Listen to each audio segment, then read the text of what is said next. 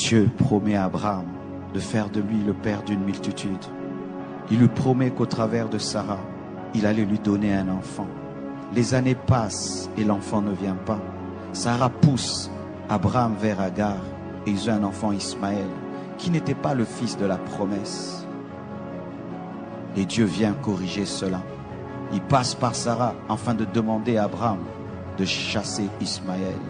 Ismaël est le symbole de la volonté permissive, de quelque chose que tu as fait parce que tu étais impatient, d'une relation dans laquelle tu es parce que tu as forcé dans la chair, d'une chose que tu trimbales dans ta vie mais tu sais que ce n'est pas le plan parfait de Dieu. Et Dieu t'a toujours dit d'ôter cette chose de ta vie. Et certains, ils attendent le soir pour enlever Ismaël de leur vie, alors que c'est le matin. Il y a quelque chose dans ta vie qui n'est pas la volonté de Dieu. C'est Ismaël. Dans des moments charnels où tu avais perdu ta vie de prière, ton intimité avec Dieu et ta foi.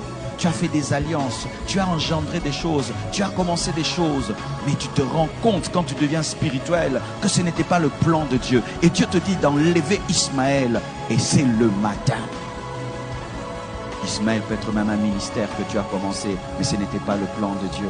Ismaël, ça peut être un fiancé avec lequel tu es, mais ce n'est pas le plan de Dieu. Ismaël, ça peut être une affaire dans laquelle tu es, mais ce n'est pas le plan de Dieu. Ismaël, ça peut même être une maison dans laquelle tu habites, mais ce n'est pas la volonté parfaite de Dieu. Ismaël est un enfant, mais il n'est pas la promesse. Quand tu as Ismaël dans ta vie, plus tôt tu te débarrasses de lui, plus tôt Isaac grandira, car la présence d'Ismaël met mal à l'aise Isaac. Qui est Ismaël dans ta vie? Un amoureux de Dieu ne tarde pas d'enlever Ismaël. Tôt le matin, il enlève Ismaël. Quand tu te rends compte dans ta vie que ce que tu pensais être le plan parfait de Dieu n'est pas le plan parfait de Dieu, tu peux dire à un fiancé: je pensais que tu étais l'homme de ma vie, mais Dieu m'a dit que moi, je serai une grande servante de Dieu. Je ne peux pas épouser un païen.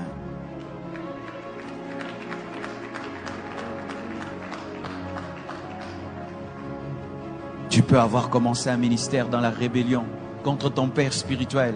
Mais quand tu deviens spirituel, tu te rends compte que cette église n'est pas dans la volonté de Dieu. Tu fermes l'église et tu rentres au pied de ton pasteur. Et tu dois le faire à temps. Tu dois le faire très tôt. Qu'est-ce qui est dans ta vie, Ismaël? Lorsque tu as Ismaël dans ta vie, voici ce qui va t'arriver. Ce n'est pas Satan qui te combattra, c'est Dieu lui-même qui va te combattre. C'est lui qui sera ton ennemi numéro 1. Il s'opposera à toi jusqu'à ce que tu comprendras que tu n'es pas plus sage que lui. Enlevez vos Ismaël très tôt. Ne dis pas: je vais le faire dans 1 mois, dans 2 mois, dans 3 mois. Le plan de Dieu va prendre du retard dans ta vie. Je vous assure, mes frères et sœurs, il y a des choses qui prennent 10 ans dans nos vies, alors que ça devait prendre 1 semaine. Tellement que tu as tardé d'enlever Ismaël, tellement que tu as tardé d'enlever Ismaël, et Dieu voit qu'Isaac sera en danger. Tant que tu ne lâches pas la volonté permissive, tu ne vivras jamais la volonté parfaite de Dieu.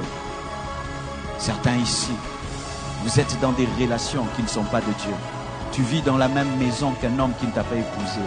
Mais Dieu t'a toujours dit qu'il va te donner ton mari. Mais voici la condition que tu as donnée à Dieu.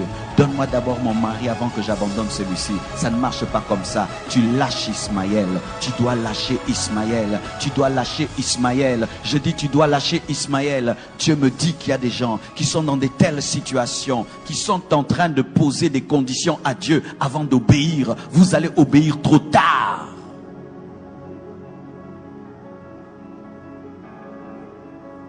Le Seigneur te dit que les affaires que tu fais, ce sont des mauvaises affaires. Tu es en train de gagner ta vie, mais dans le vol. Tu gagnes ta vie dans la magouille. Et il te dit d'arrêter ce travail. Mais tu poses cette condition: Seigneur, tu me donnes d'abord un bon travail, et alors j'abandonnerai le mauvais. Non, tu abandonnes le mauvais d'abord, et le plan de Dieu s'accomplira.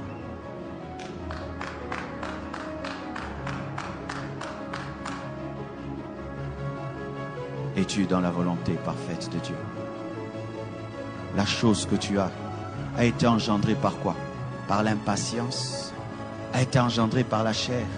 a été engendré par l'esprit, a été engendré par toi-même. Tu as forcé les choses. Et voilà que tu as Ismaël entre tes mains. Un enfant problématique. Jusqu'aujourd'hui, Ismaël est un problème pour Abraham.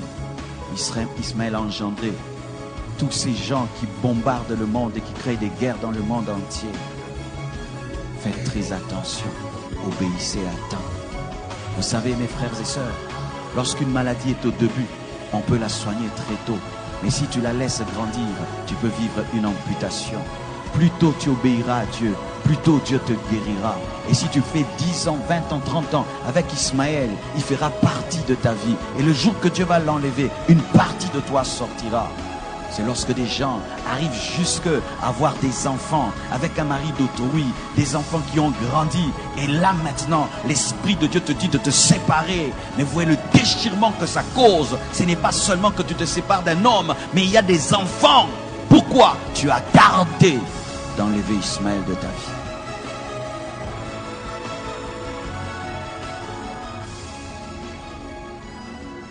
Écoutez, c'est bien. Dire qu'on a bien prêché dans la convention, c'est bien.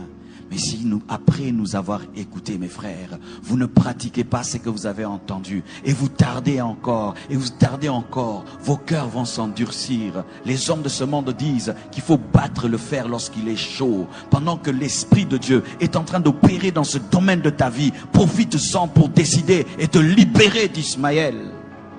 Abraham aimait Ismaël. Ismaël était son fils. Mais quand l'esprit est passé par Sarah pour l'en défaire, très tôt matin, il a obéi. Pourquoi? Parce que s'il faisait 2 semaines, il allait changer d'avis. Je ne sais pas si ça t'arrive. Des fois, pour faire une chose, il faut vite la faire. Car si tu tardes, le diable va te parler et tu vas trouver des arguments pour rester dans un mal pendant 2 semaines. Et puis 2 semaines, ça fait 1 mois, 1 année, 2 ans, 3 ans. Et tu te retrouves à ta mort. Tu n'as jamais abandonné Ismaël.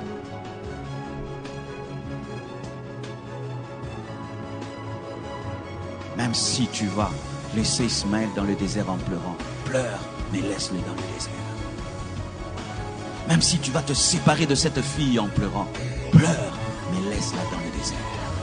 Même si tu vas sortir de cette relation en pleurant, pleure, mais laisse ça dans le désert. Parce que Jésus ne vient pas par Ismaël, Jésus vient par Isaac. Jésus vient par Isaac. La promesse n'est pas faite à Ismaël, elle est faite à Isaac.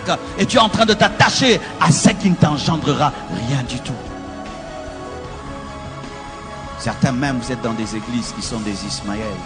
Tu es allé dans une église par colère, tu es allé dans une église par rébellion, tu es allé dans une église par impatience. Et là-bas, tu es en train de mourir spirituellement. Tu es en train de mourir en toi-même. Et le Seigneur te parle et il te dit, ce n'est pas l'endroit. Mais tu as déjà une responsabilité. Tu as déjà des postes. Tu as des ceci, de cela. Et tu te regardes que tu perdras cela. Tout ce qu'on t'a donné là-bas comme titre, c'est Ismaël. Car des fois, le diable encourage la rébellion en faisant qu'on t'élève dans la rébellion. Ismaël, ce sont des faux papiers. Des faux papiers.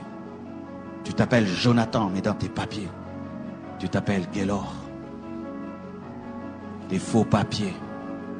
Une vie de mensonge, où tu mens chaque année et chaque mois. Ismaël, une vie qui n'est pas ta vie. Lorsque tu regardes ta vie, est-ce que c'est ta vraie vie? Aimes-tu ta vie? Es-tu heureux de cette vie que tu as? C'est Ismaël. Tu dois quitter cette vie, mais tu dois décider quand? Le matin.